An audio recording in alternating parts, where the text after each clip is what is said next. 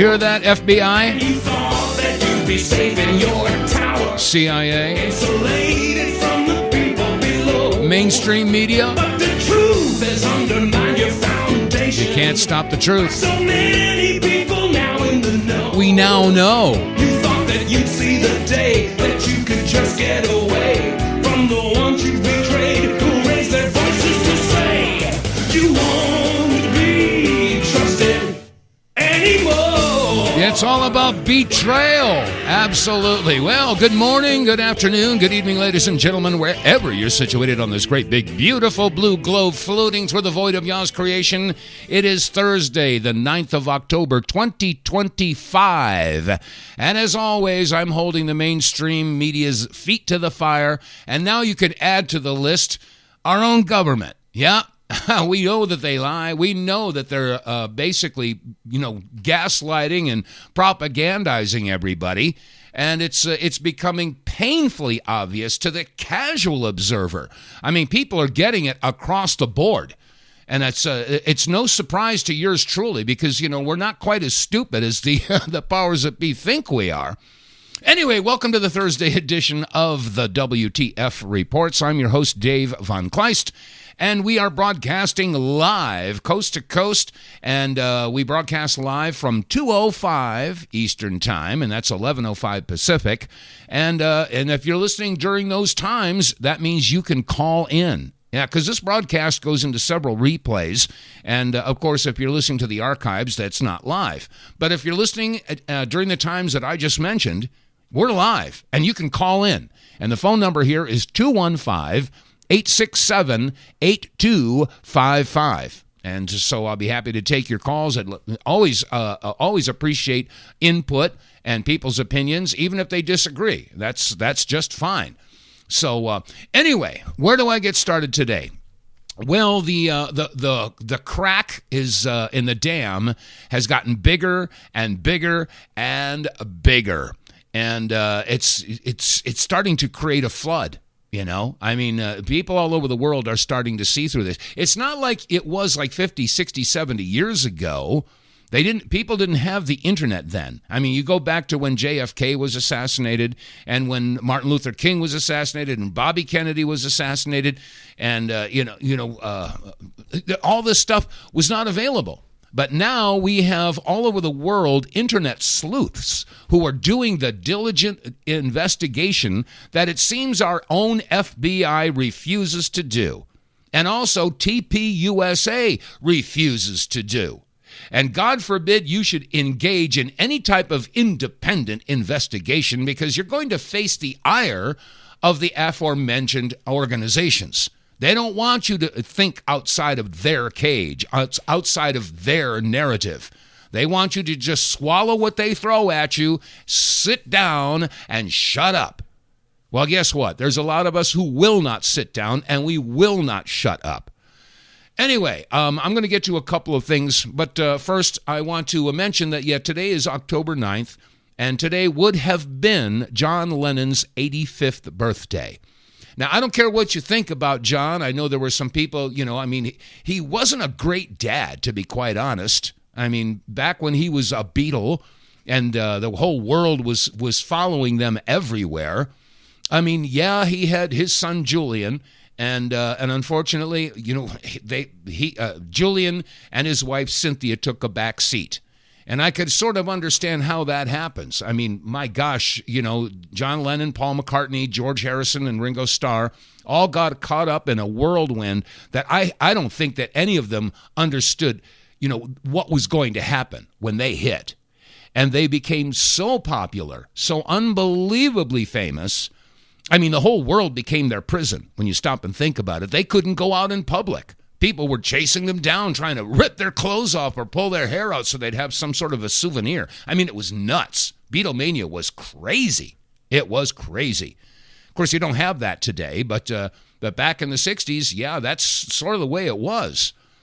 But what happened with John Lennon, and if you recall his famous song, All You Need Is Love, and that's a beautiful message, because as far as I'm concerned, he was hitting the nail on the head.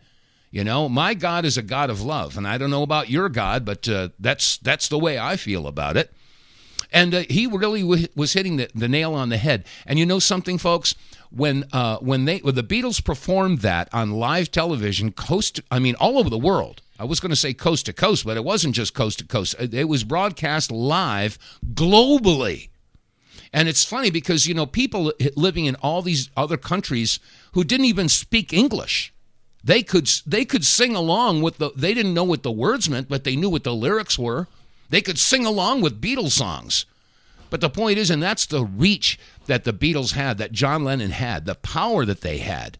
And at that particular time in history, no political or religious leader had ever reached that many people. And that scared the living bejesus out of the powers that be. Because they had created their own narrative. And the entire world was sort of following along. Well, not the entire world, but a huge percentage of the global population was on board with the message. Peace, love. That's nothing wrong with that message, regardless of how you feel about John Lennon's personal life. But the bottom line here is that what happened, of course, the Beatles became so incredibly famous, and then they broke up in 1970.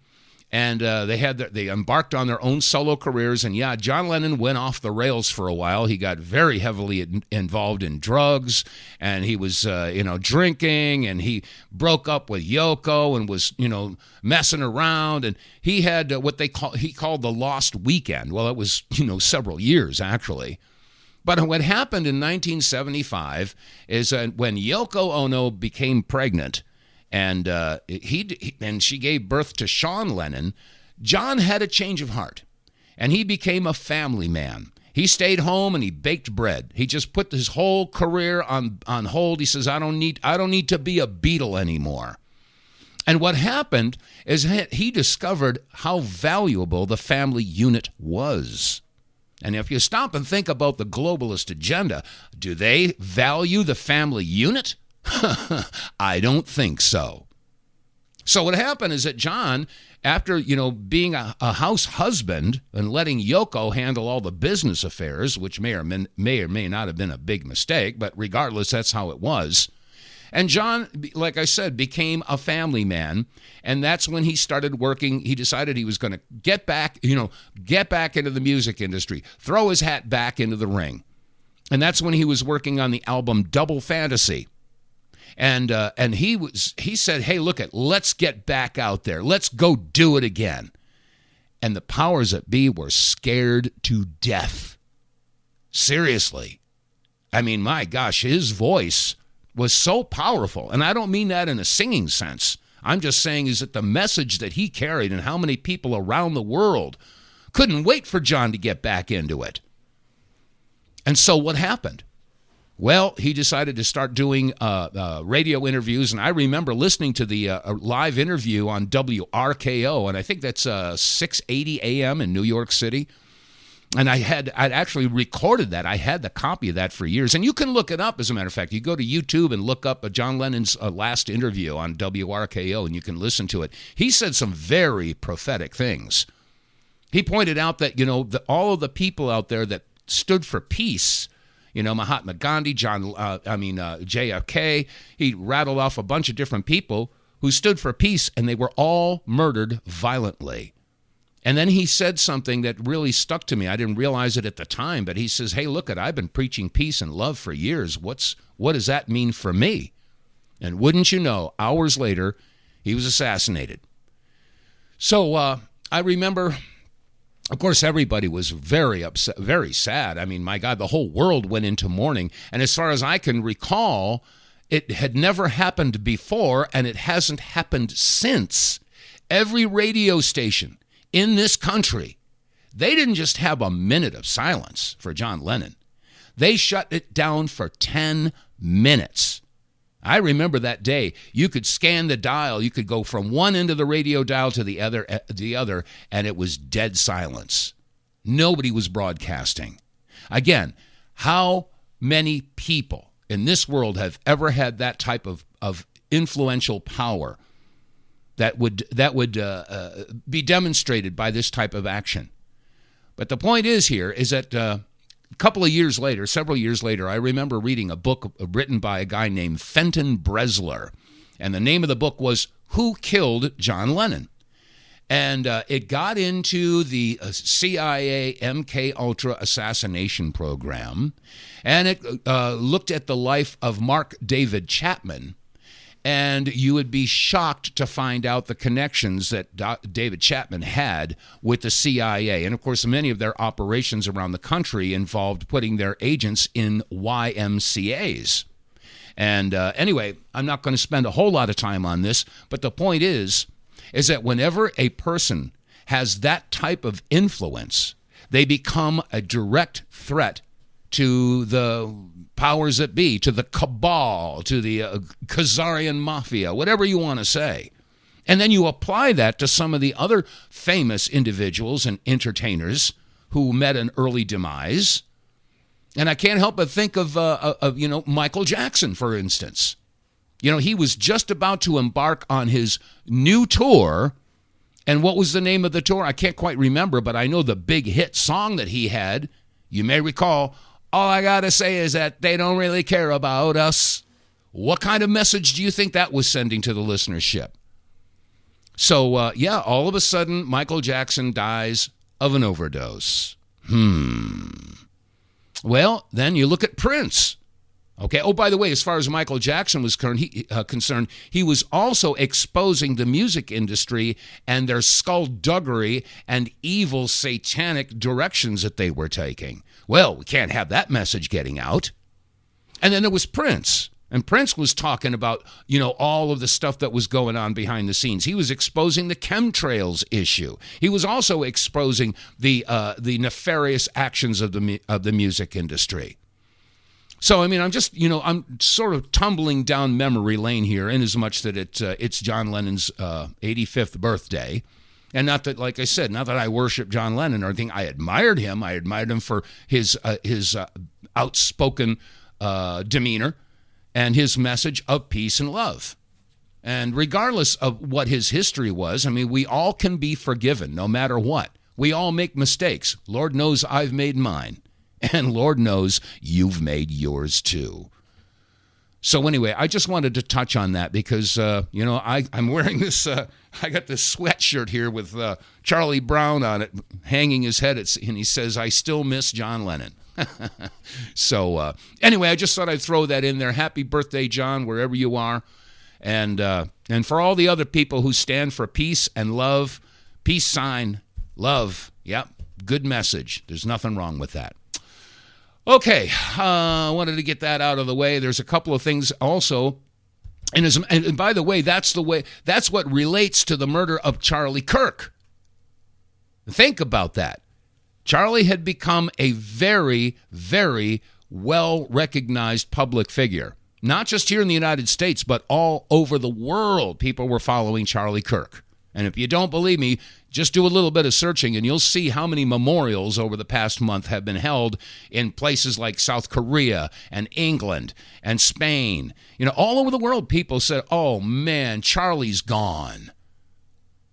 So, Charlie had a very powerful voice, and there are some individuals that didn't want his voice to be speaking anymore. I'll give you one guess to figure out which group or organization or government didn't want him to speak anymore. You can put the puzzle pieces together. You're not stupid. No, I know you're not. And now, and as far as this whole thing with Charlie's assassination, of course, they are pushing the narrative that this was Tyler Robinson, a left-winger with a gay slash in the what's the word I'm looking for? He is about to transition. Okay, so they want to say that yes, it was a left-wing extremist that took out Charlie Kirk, and in that way they can pit the left against the right. Okay, that's their narrative. That's their goal. However, if you look at the narrative and then you ask a very simple question, if that narrative is not true, if that didn't happen the way they're pushing it, then that means, and this is real easy, this is real stupid simple, folks. If it didn't go down like they're telling you it went down, then that means that this was a very well-organized, state-sponsored assassination. Now, all you got to do is prove that the Tyler Robinson issue is wrong and it's a lie. And you know what? It's not hard to do. I mentioned this yesterday, and I'll mention it again today. Think outside the cage, folks. If Charlie was shot, and he was, obviously, and they say that, yeah, he was shot, the bullet came from Tyler Robinson's rifle. He was on a rooftop way over there, what was it, several hundred yards away, 200 yards, whatever it was, and the bullet hit him in the neck. Now, we were told that that was an entrance wound. Now, if that was an entrance wound, now, again, the official narrative is that, yeah, it was a 30-06 or some sort of a high-caliber rifle shot. If Charlie had been hit with a 30-06, the back of his neck and head would have blown all over the place. There would have been blood everywhere. Okay, that's number one reason why the official story is horse hockey. But now we take a look at what they say from the autopsy report, and they say that his C1 and C2 vertebrae were shattered. Now, if you look at anatomy, now again, this is not hard to do. A high school kid can figure this out. I challenge you, take your hand right now and put it on your right side of the back of your head. Feel your skull. And as you go down to the skull, you're going to hit a soft spot, right? That's where the end of your skull is, and that's where the beginning of your spine is. That's where the C1 and C2 vertebrae are. Now, as you're holding that spot, take your other hand and put it where the bullet supposedly hit Charlie in the neck. All right? So you can see it. I'm doing this right now. I got my right hand on my C1, C2 area, and I got my left hand on the area where they say that the bullet hit Charlie. Now look at the angle. The angle means that if this was Tyler Robinson's bullet, it would have had to been going up and off to the right. And that didn't happen. It couldn't happen. Not if he's up on a rooftop. The bullet would be going down at about an angle of 10 degrees. So if he got hit in the neck, it would have gone down, not up into his skull.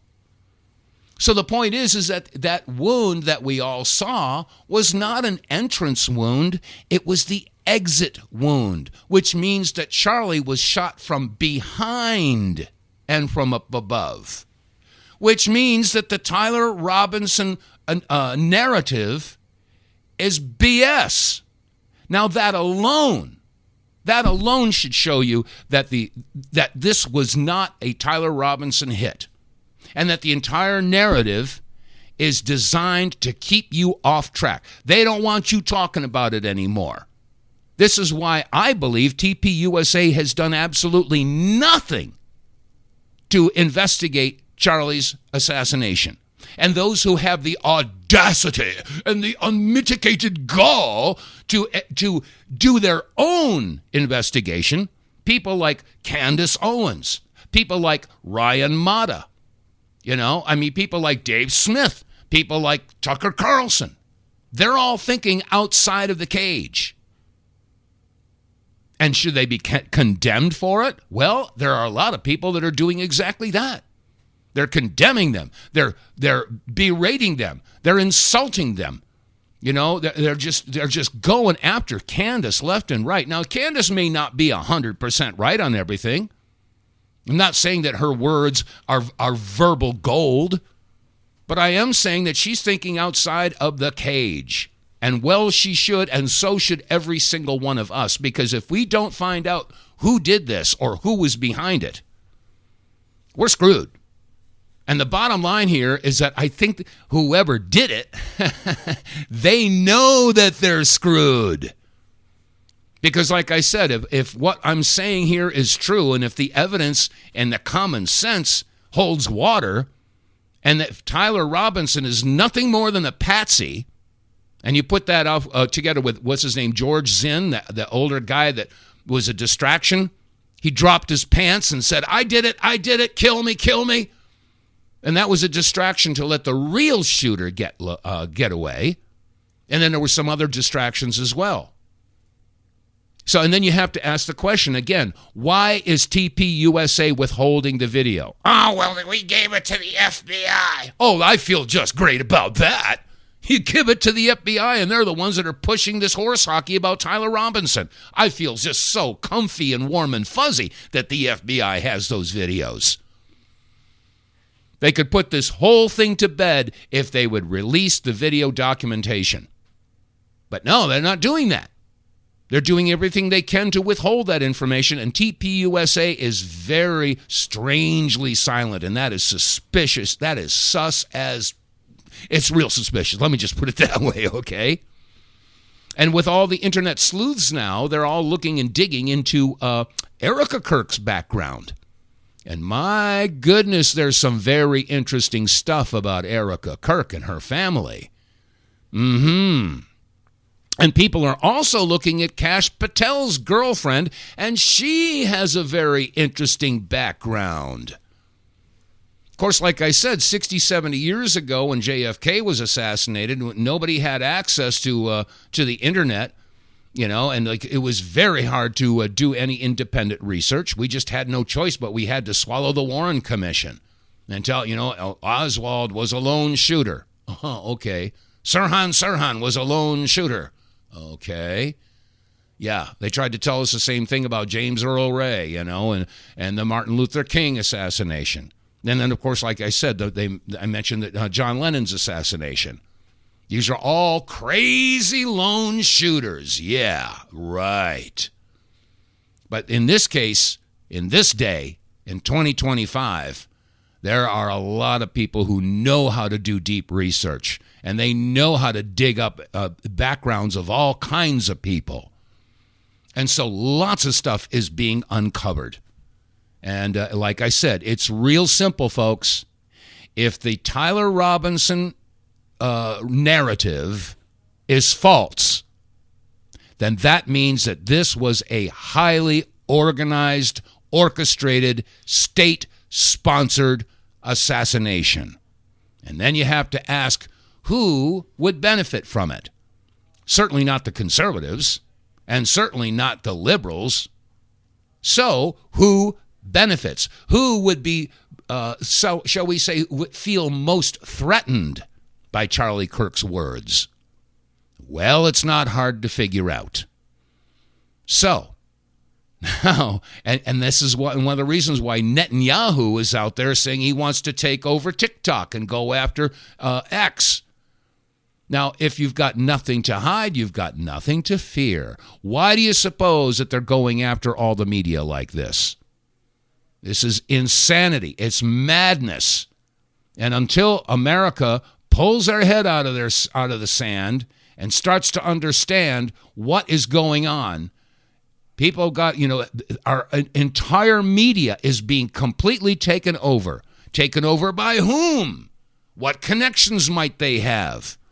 Kim Iverson is putting it all together pretty well. Listen up to Kim Iverson. Here she is. Well, the Israelis have effectively taken over American media. Bari Weiss is the owner of the Free Press, which she just recently sold to CBS News for $150 million. Not a small amount of money. Plus, she gets elevated to editor-in-chief of CBS News. This is David Ellison. This is the son of Larry Ellison. He is the CEO of Paramount. She is actually going to be reporting directly to David Ellison, bypassing traditional network leadership structure. David Ellison, the son of Larry Ellison, the largest single donor to the IDF, and he is the largest shareholder in TikTok. Larry Ellison and family own Paramount Skydance, a massive corporation which holds these brands. Look at all these brands that are under the Paramount Skydance banner, and the Ellison family owns now all of these brands. They control CBS, including CBS News, MTV, Nickelodeon, BET, Miramax. The list goes on. Now, you might not remember Bari Weiss. She called Tulsi Gabbard a toady, saying that she was an Assad apologist. Bari Weiss is extremely pro-Israel. Obviously, the Israelis hated Assad. They really wanted to topple Assad. Calls her a toady. Doesn't even know what a toady is. She's an Assad toady.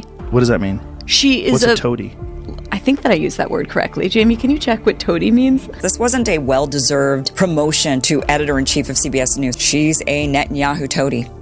To use her own words, she's a Netanyahu toady. Now she's running CBS News, and it gets worse. You thought this was bad enough. It actually gets worse. Let's talk about Warner Brothers Discovery. These are all the brands under the Warner Brothers Discovery brand. You've got, of course, Warner Brothers, TNT, Food Network, HBO, TBS, TLC, CNN, HBO Max, HGTV, Discovery Channel, Animal Planet, New Line Cinema. Well, guess who's about to buy it? The Ellisons. How is this even allowed? How are they allowed to acquire practically all of American media and social media and run it under their Israeli thumbs? How is this even allowed? They already control too much, and they're not loyal to America. It is shameful. It is treasonous. We cannot allow them to control an ounce more. That's right. We can't. But it's happening. Now, of course, anybody would say, oh, that's just conspiracy theory. You just hate the Jews. You're an anti-Semite. No. It's got nothing to do with that. I have, like they say, I love my country, but I hate my government.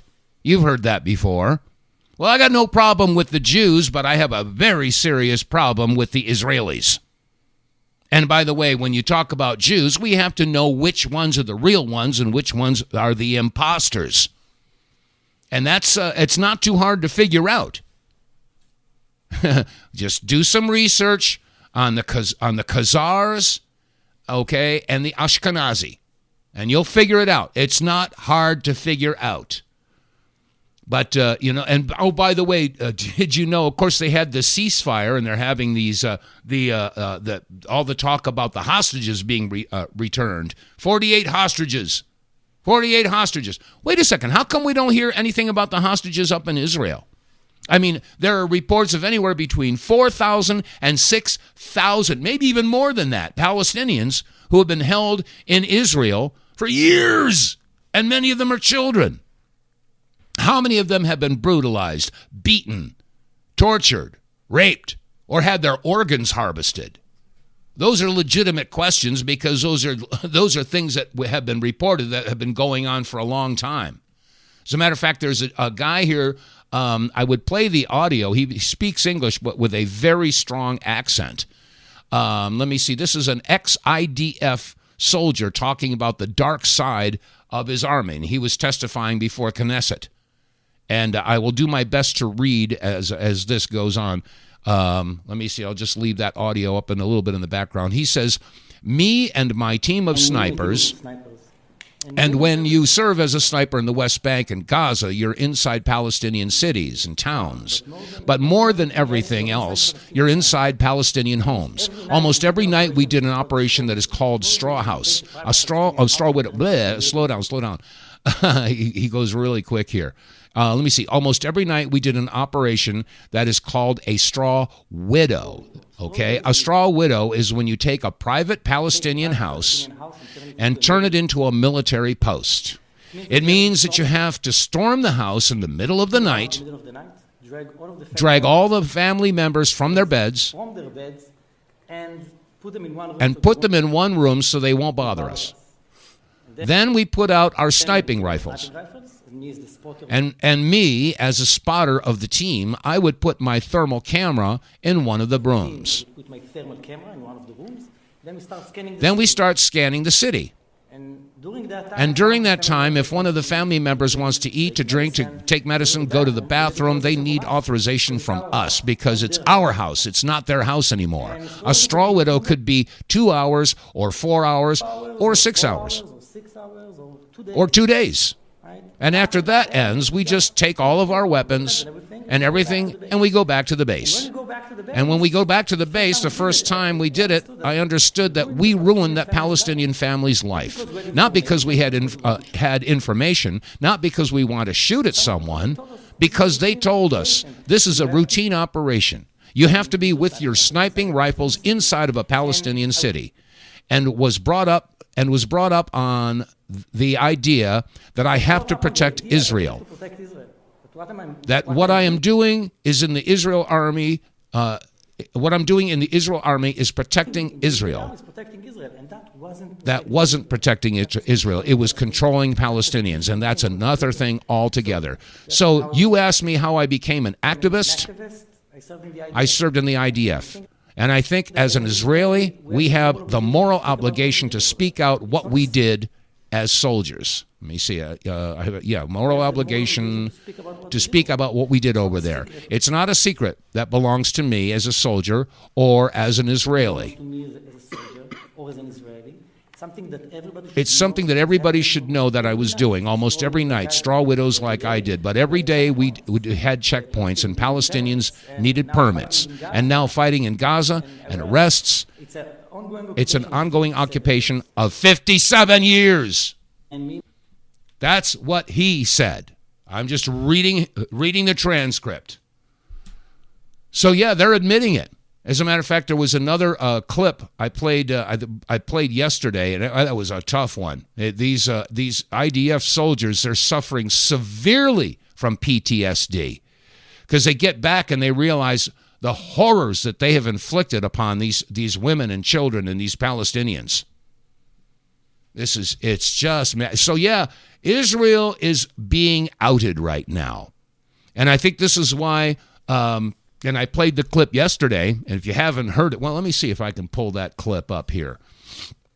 Bibi Netanyahu, it sounded like a threat to me, but I mean, yeah, they don't want people digging.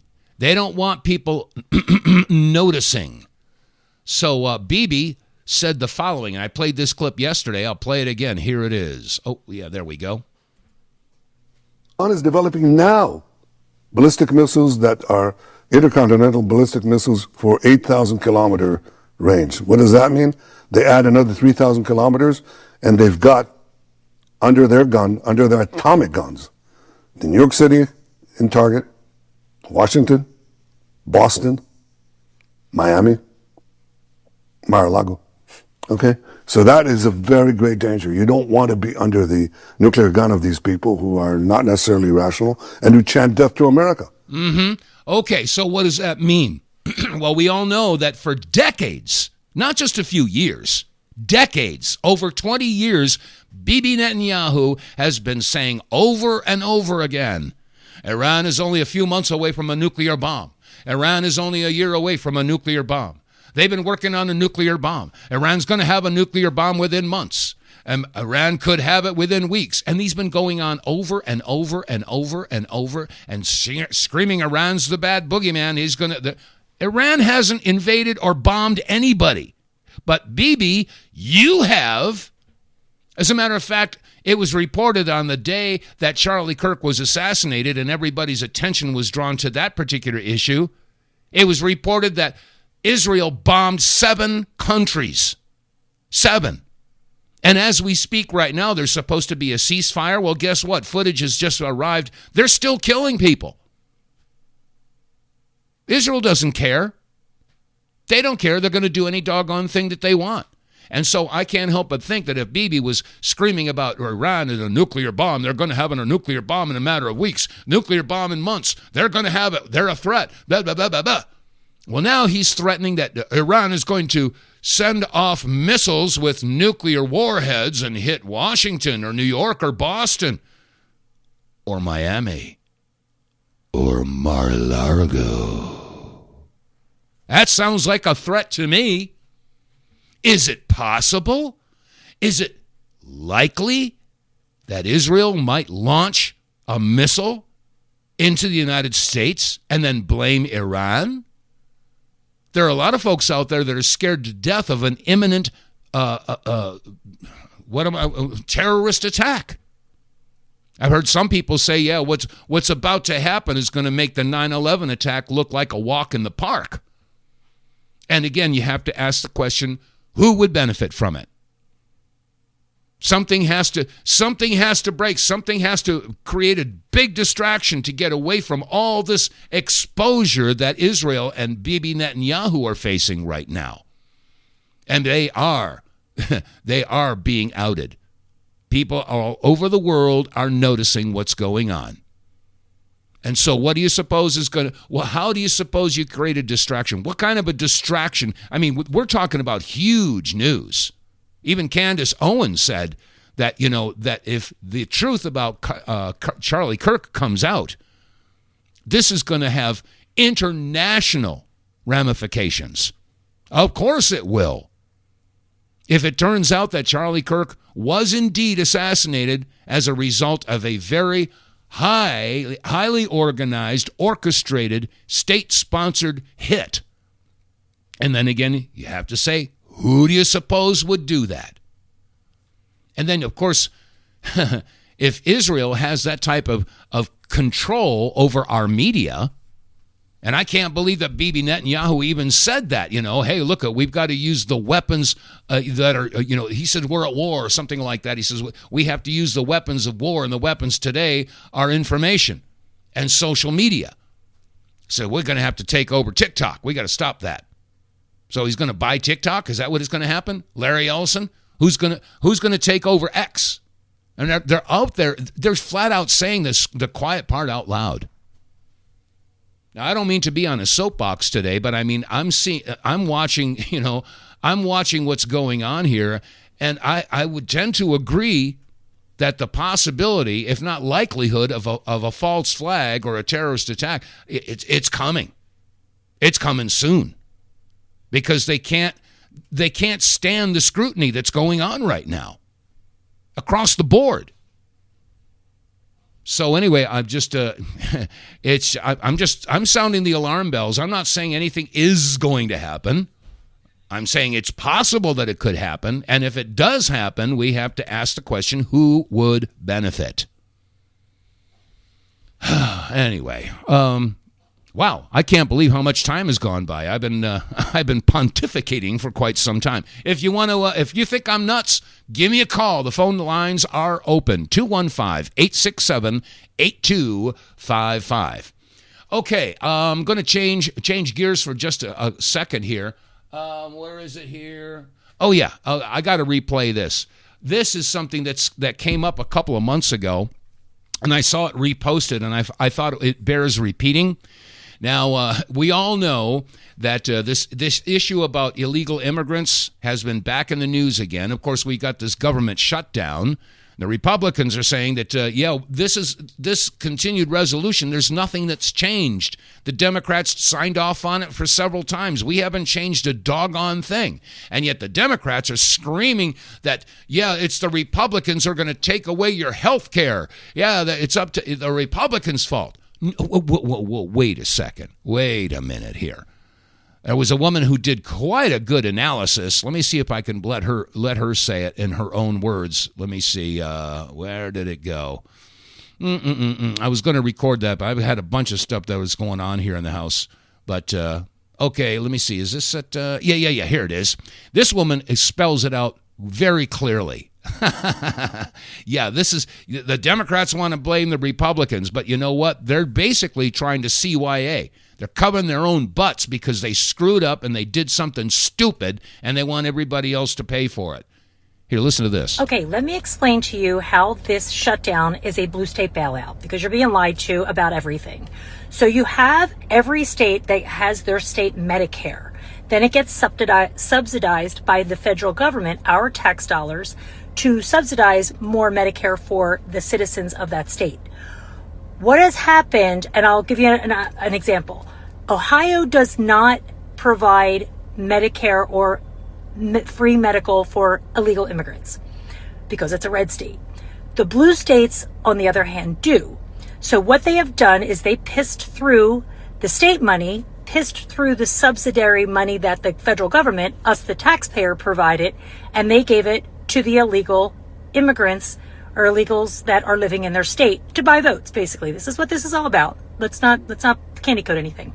So now they're out of money for their citizens, and they want more money, $1.2 trillion more money to bail them out of this crisis that they created, because Democrats love to create crises and then allow us to pay for them, us, the taxpayer.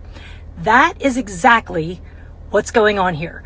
We're holding out because we do not, as Republicans, want to bail them out and reward them not being good stewards of the money they were given to begin with. This is very simple. It's just like if you had a child who you said in good faith, I'm going to give you your allowance ahead of time, go ahead and clean your room, and then, you'll be paid for it. You give the child their allowance, you come home, not only is the room cleaned, the money is spent and the room looks worse. Do you give them more allowance? No, you don't. You punish them. That is what we're doing, and the Democrats are like small children, and they are throwing a fit because they have created a financial crisis in their state with their constituents and their citizens not being able to pay and cover the health care for those who voted them in, and now they're in a pickle. And that's where they're going to stay because we're not giving in. They need to learn to be good stewards with the money, the taxpayer, our money, instead of just pissing it away all the time. That's why we have a shutdown. Makes too much sense, doesn't it? Well, it's not only that, like I said, you think of the millions and millions and millions and millions of dollars that they spent on illegals getting health care. And then you also couple that with the fact that USAID has been shut down and all those NGOs, all that money got cut off. So they're scrambling. They're all upset. They don't have that money pot to go into anymore.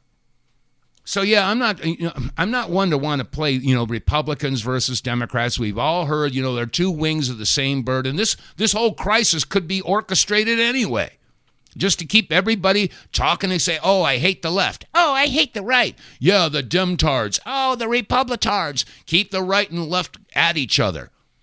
Generate more division, more civil unrest. And again, if they want a civil war, then that's going to serve their purpose. Because when you've got a horizontal war, a conflict between the right and the left, you're not doing anything from the bottom to the top. And that's where the real issue stands. Oh, man. Anyway, a couple of other things I was going to get to. I mentioned a couple minutes ago that there was a court decision that was made a few months ago, and it bears repeating because we've all heard about this issue about, my body, my choice, and the issue about abortion. When is it a viable fetus? When is it really a baby, And this argument has been going on back and forth and back and forth. Well, it seems that the liberals sort of shot themselves in the foot on a particular issue.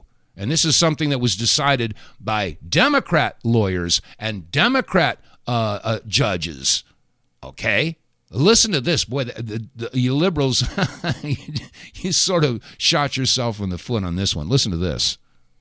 So a pro-choice judge in New Hampshire just gave unborn children federal rights. Yeah, the same people who scream, my body, my choice, just walked into a federal court and asked a judge to protect unborn babies under the Constitution. Let's go ahead and break this down. So a class action lawsuit was filed to block Trump's executive order ending birthright citizenship for kids born to illegal immigrants. And the plaintiffs argued that it would cause irreparable harm to the unborn children of those immigrants. So they needed that legal protection right now. And Judge Joseph LaPlante said, yeah, sure. So he certified the case, and it explicitly includes unborn children in it. That means that for the first time ever in a federal courtroom, unborn babies were granted legal standing under the 14th Amendment. And whether the left meant to do it or not, that is a massive pro-life movement win. Because now we have a ruling out there that states that the government cannot harm the unborn because they are considered a person under the law. This isn't just semantics. This is precedent. And now the door is wide open for future lawsuits that protect the unborn. Not just in immigration, but all across the board. Wow. And the irony of this all is this didn't even involve a single conservative. These were pro-abortion Democrats that are trying to stop Trump that just accidentally argued unborn children deserve constitutional protection. Y'all played yourselves. And I'm going to say this loud and for everybody to hear. Life begins at conception. And now, so does legal protection of it. This was fun, y'all. Have a day. I gotta laugh, I mean, the left's hatred of Trump. Orange, man, bad. I mean, they'll cut their nose off to spite their face. Not even thinking. Oh, man. Anyway, let's see. What else is going on? There was... there's a lawsuit going on in regard to the vaccines.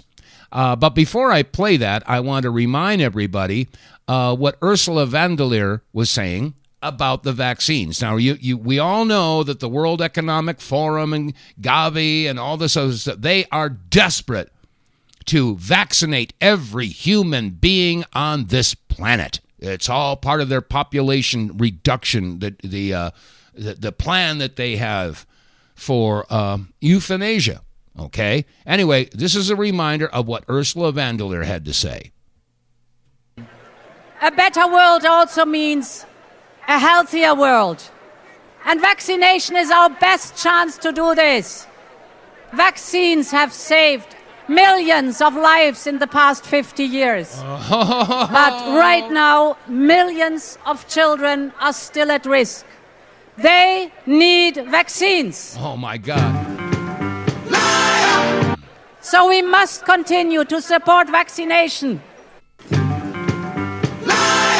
around the world. And today, I am pleased to pledge $290 million for Gavi, the Vaccine Alliance. Each child should be protected. And more will come. Together with Gavi, we have the goal to vaccinate 500 million children by 2030. Europe will do its fair share. You can count on us, my friends. Oh, my gosh. Oh, what do I say? And then, of course, Bill Gates is right behind it. Okay, here's his contribution. We should have free speech, but if you're inciting violence, if you're causing people not to take vaccines... Whoa, I'm going to stop it there. Let's listen to what he was just saying again. What is that? Now, listen. We should have free speech. We should have free speech, but... If you're inciting violence... If you're inciting violence... If you're causing people not to take vaccines... If you're causing people not to take vaccines... Oh, I see. That's now, what, going to be hate speech? You know, where are those boundaries that even the U.S. Should, you know, have rules? And then if you have rules, you know, what is it? Is there some AI that encodes those rules? Because you have billions of activity and, you know, if you catch it a day later, the harm is done. Yeah, so they don't want anybody talking against vaccines, and I suppose that's going to be considered hate speech now. Unbelievable. I mean, folks, we got to understand that this entire world is being played. We are all being betrayed by the people that we trusted. And again, I mentioned this yesterday. How would you feel if you found out after 10, 15 years of marriage, you find out that your spouse has been cheating on you? And not just recently. It's been going on since the very beginning. How do you feel? You feel like you've been stabbed in the back? You feel like you've been kicked in the stomach? You break a cold sweat? Feel ill? Well, this is what a lot of people are trying to avoid right now. This is why people have their heads stuck in the sand. They don't want to face the possibility that they've been screwed over by the people that they trusted. And that's where we are. The people that we put into power, that we say that are going to represent our interests, our elected officials, you look at how many of those elected officials have that star of Remphan right next to them. You look at how many of those elected officials have been paid off by AIPAC. Yes, we have been betrayed. All right, we got a caller there coming up on the closing minutes of the show. Okay, hello, caller. Who are you? Where are you calling from? How very dare you? It's Mike from Connecticut. Hello, Mike. Welcome to the show. You may not have heard, Sonoma, California, mandatory masks and mandatory vaccination started yesterday. Oh, really? You didn't see that? No, I didn't. No, thanks for my attention. I can't keep up with everything. Oh, yeah, it's back. I'll send you a link. Yeah, I couldn't believe it. Yeah, and they dictate what kind of masks you have to wear and where you have to wear them, including in public. Well, because they're in the middle of an epidemic again. Oh, let me just remind. I'm just going to remind everybody: a mandate is not a law. Period. Go ahead, Mike. Right.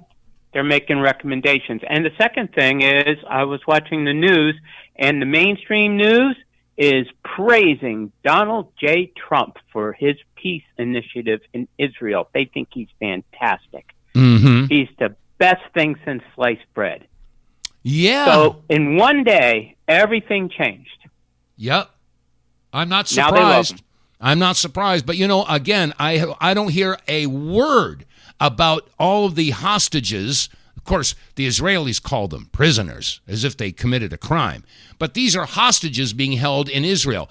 Anywhere between 4,000, I've heard reports, 4,000, 6,000, up as many as 10,000 hostages still held in Israel. Don't hear anything about them. So No. But anyways, the epidemic is back, supposedly. Wear your mask. Get your vaccine. Well, especially kids. Like I was just saying a few minutes ago, the powers that be, they're going to need some major distractions right now because everybody is hitting on the nerves. They're starting to realize how deep the rabbit hole goes and who's been pulling the strings. And, we're all looking at Israel right now. And it's not because we hate the Jews. It's not because we're anti-Semites. It's because the Israeli regime are monsters. They're absolute demonic, satanic, worshiping, child-sacrificing, blood-drinking, pedophile monsters. And it's not about Judaism. Anyway. Oh, and there's one more thing. People listening, Mike from Connecticut, I work with Dave, I do his website. We don't get paid for this, and we don't really generate any money, but we have a $500 nut coming up at the end of the next week. So please go to our GoFundMe page on the website and donate. If you like Dave, that is the best way to show it. It only goes for the technical bills. It does not go to us. But please go to our GoFundMe page because if we don't make this nut, we may not be here in 2 weeks. So help us out. That's it. Well, I appreciate that. And listeners, yeah, he's right. You'll notice I'm not out there hawking all kinds of stuff. We do have some merch. We got some coffee cups and baseball caps and T-shirts that you'll find on our website. But you don't hear me hawking all kinds of products and stuff. I mean, yes, I talk about Get More Tank, and I talk about the Wave Watch. And that's it. That's it. So, I mean, it's not about, the money and the accolades and the ego stroke and all that stuff, folks. It's not. It's about just getting the word out there and helping people to understand what the hell's going on in this totally screwed up world. Anyway, Mike, I appreciate you bringing that up. And yes, we do have a GoFundMe. And yes, we do have bills to pay. And we don't get, we don't get much of anything out of doing this, except for the self-satisfaction that I'm blowing the trumpet. And that God told me to do that 30 years ago, and then he kicked me in the butt a couple of years ago, said, what happened? You got to blow the trumpet again. So that's why I'm doing it. We're the Blues Brothers. We're on a mission from God. Yeah, you're right. Yeah, I remember Dan Aykroyd. Yeah, we're on a mission from God. Yeah, I suppose so. Yep.